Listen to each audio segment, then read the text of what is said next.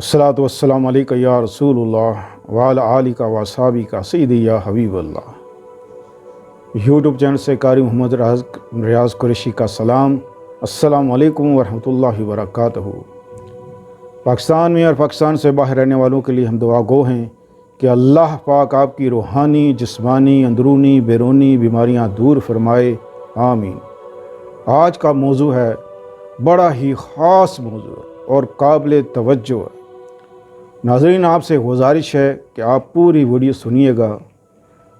इस वीडियो में जो कुछ मैं बयान करूँगा वो जिसकी वजह से हमारे माशरे में, हमारे अंदर बहुत सी खराबियाँ पैदा हो रही हैं और इंसान इस चीज़ से बेखबर है, और जब खबर होती है तो सब कुछ तबाह और बर्बाद हो जाता है। इंसान के दिमाग में एक ऐसा कीड़ा है कि जिससे इंसान की जान जा भी सकती है और वो किसी की जान ले भी सकता है। ये ऐसा कीड़ा है कि किसी को गुनाहों में मुब्तला कर देता है। मिसाल के तौर पे किसी को शराब पे लगा देता है, किसी को जुए पे लगा देता है, किसी को तमाशबीन पे लगा देता है, किसी को पाउडर पे लगा देता है, कोई आइस का नशा करना शुरू हो गया, माँ बाप का नाफरमान हो गया और बहुत सी बुराइयाँ उसके अंदर जन्म पैदा होती हैं, बहुत सी बीमारियाँ उसके अंदर आ जाती हैं और वो इस चीज़ से बेखबर है। वो इस चीज़ से बेखबर है क्योंकि उस कीड़े ने मुकम्मल तौर पर उसका जो दिमाग है अपने कंट्रोल में लिया होता है। तो जैसे वो चाहता है वो इंसान वैसे ही चलता है और फिर अपने आप को कहता है कि मैं सही हूँ, बाकी सब गलत हैं। मैं सही हूँ, मैं जो कर रहा हूँ वो सही कर रहा हूँ। अच्छे काम कर रहा है, बुरे काम कर रहा है, और ये हमेशा बुराई की तरफ लेके जाता है और अपनी मनवाता है। अब बाज़ औक़ात ये कीड़ा 14 या 15 साल की उम्र के बाद एक्टिवेट होता है। और ये एक्टिवेट कैसे होता है? जब इंसान के अंदर जब ख्वाहिशें पैदा होती हैं, कोई ख्वाहिश पैदा होती है, और आजकल जो ख्वाहिश है वो सबसे बड़ी जब इंसान जवान होता है वो होती है शादी की। इस तरह जब उसको उसकी महबूबा नहीं मिलती जिससे वो शादी करना चाहता है, मोहब्बत करता था, तो उसकी वजह से वो मुख्तलिफ बीमारियों का शिकार हो जाता है। हत्ता कि बाज़ लोगों ने अपने आप को फांसी पे चढ़ा लिया, अपने आप को गोली से मार दिया, और कुछों ने, हमने बहुत से ऐसे सुने हैं लोग कि जिन्होंने दरिया में छाल मार ली, अपने आप को आग लगा ली, अपने हाथ काट लिए, फिर वो शराब पीने लग गया या फिर वो जुआ खेलने लग गया, नशा करने लग गया, तो वो मुकम्मल तौर पर एक इंसान से जानवर बन जाता है। उसको ना दीन की खबर, ना दुनिया की खबर, ना माँ बाप की परवाह, ना अपनी परवाह। इज़्ज़त क्या है, ज़िल्लत क्या है, उसे कोई परवाह नहीं, और फिर कहता है कि मैं ही सही हूँ, बाकी सब गलत है। अब नाज़रीन मोहतरम, मैं आपको एक छोटी सी मिसाल देता हूँ। एक हकीम साहब थे, तो उसके पास जो शख्स जाता था, कोई भी बीमार आदमी जाता था, तो वो कीड़ों की दवाई देता था उसको। कोई भी मर्ज होता था, कीड़ों की दवाई देता था। एक शख्स का एक्सीडेंट हो गया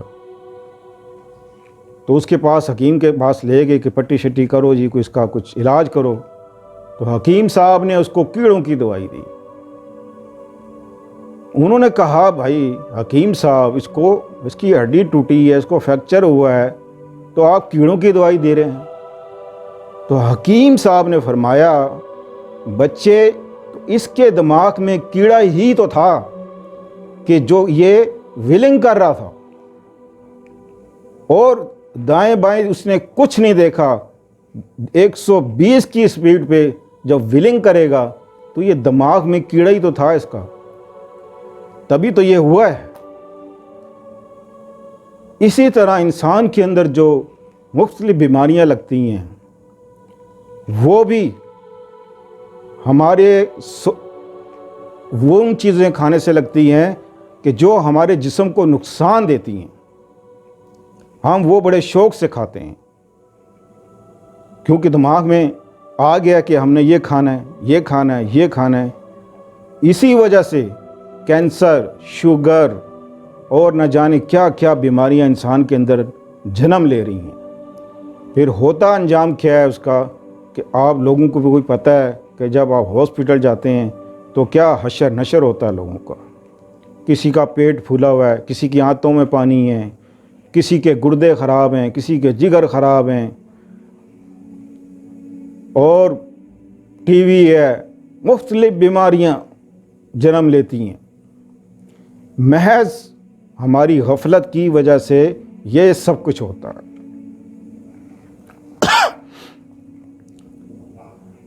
اب اس کا علاج، اب اس کا علاج کیا ہے؟ آپ مجھ سے پوچھیں گے کہ اس کا علاج کیا ہے، یہ کون سا کیڑا ہے، اس کو کیسے مارا جائے؟ اس کا علاج تب ہوتا ہے کہ جب جو شخص برائی میں پڑ جاتا ہے، جب اس کو یہ ہوش آتا ہے کہ یار میں تو سب کچھ لٹا بیٹھا ہوں، ہر چیز میری برباد ہو گئی ہے، میں تو تباہ ہو گیا ہوں، تو میں ٹھیک ہونا چاہتا ہوں کہ میں ٹھیک ہو جاؤں، معاشرے میں میری کوئی عزت ہو۔ اب نہ گھر والے عزت کرتے ہیں، نہ باہر عزت ہے، میں تو ایک کتے کی طرح زندگی گزار رہا ہوں۔ جب یہ سوچ اس کے اندر پیدا ہوتی ہے تو ایسے لوگوں کے لیے علاج موجود ہے۔ وہ کیا علاج ہے؟ وہ یہ علاج ہے کہ سب سے پہلے اللہ کی طرف راغب ہو، اللہ سے معافی مانگے، پھر ماں باپ سے معافی مانگے، توبہ کرے اور اللہ پاک سے عہد کرے، وعدہ کرے کہ میں جس فعل میں پڑا ہوں، جن گناہوں میں پڑا ہوں، میں ہرگز اب نہیں کروں گا۔ اگر کوئی نشے کا عادی ہے تو اس کا علاج کرائے، کوئی برائی جو کرتا ہے اس کو چاہیے کہ 5 وقت کی نماز پڑھے اور باوضو رہے اور قلبی ذکر کرے، کثرت سے اللہ کا ذکر کرے، تو چند دنوں میں انشاءاللہ عزیز یہ کیڑا سو جاتا ہے۔ یہ مرتا نہیں ہے، یہ مرتا نہیں ہے یہ کیڑا، اور اس کیڑے کا نام ہے نفس امارہ۔ یہ چند لوگوں نے اس کیڑے کو مارا ہے، چند لوگوں نے، باقی اس کیڑے کو کوئی نہیں مار سکا۔ جب اندر کا یہ ایکٹیویٹ ہوتا ہے تو پھر جو باہر کے شیاطین ہوتے ہیں، کیونکہ ان کے رابطے ہوتے ہیں، پھر وہ اس کو برائی کی طرف لے کے جاتے ہیں۔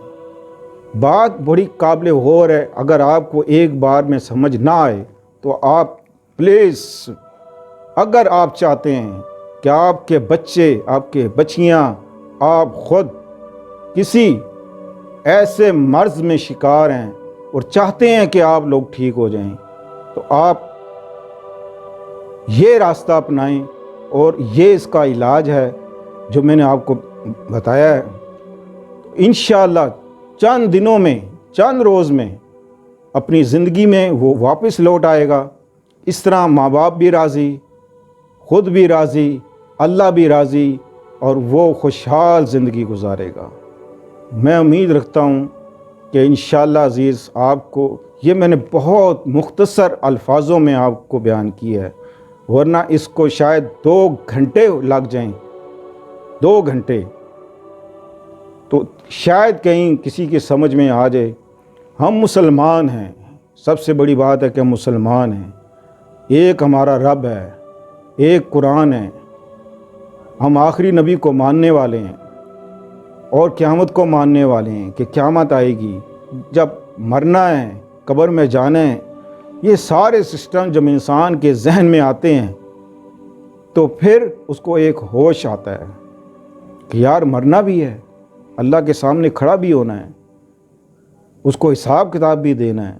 جب اللہ اس کے دل میں یہ بات ڈالتا ہے تو پھر وہ سیدھے راستے پہ چلتا ہے۔ بہت سے لوگ آتے ہیں میرے پاس، لوگ کہتے ہیں جی ہمارے بچے نماز نہیں پڑھتے، قرآن نہیں پڑھتے، ہماری بات نہیں مانتے، اور بس گھر میں ہر وقت لڑائی جھگڑا فساد کرتے رہتے ہیں، آپ کوئی ایسا تویز دیں، کوئی ایسی پڑھائی دیں، کوئی ایسی دعا کریں کہ وہ بچے سدھر جائیں۔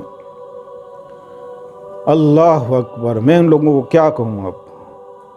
آپ حضور صلی اللہ علیہ وسلم نے جب دعا کی تو اللہ تعالیٰ فرماتے ہیں کہ محبوب آپ کا کام صرف بتا دینا ہے، ہدایت دینا میرا کام ہے، اور میں ہدایت اسی کو دیتا ہوں جو ہدایت مجھ سے مانگے، جو ہدایت کا طالب ہو، ہم ہدایت اسی کو دیا کرتے ہیں۔ تو اللہ کی طرف کثرت سے جھک جاؤ، مکمل طور پہ اللہ کی طرف جھک جاؤ۔ اللہ فرماتا ہے قرآن پاک میں کہ اے ایمان والو، اے ایمان والو، پوری طرح اللہ کی بارگاہ میں جھک جاؤ، پوری طرح۔ تو اللہ ہمیں توفیق دے کہ اللہ تعالیٰ نے جو اللہ تعالیٰ نے جو ہمیں حکم دیے ہیں ہم اس کے مطابق زندگی گزاریں، اور جو ہمارے پیارے رسول صلی اللہ علیہ وسلم نے جو زندگی گزارنے کا ایک طریقہ سلیقہ ہمیں بتایا ہے اس پر ہم اپنی زندگی گزاریں۔ اللہ سے دعا ہے کہ اللہ ہم تمام مسلمانوں کو ہدایت کا راستہ دکھائے اور اہدنا الصراط المستقیم پہ چلنے کی توفیق عطا فرمائے، آمین۔ السلام علیکم ورحمۃ اللہ وبرکاتہ۔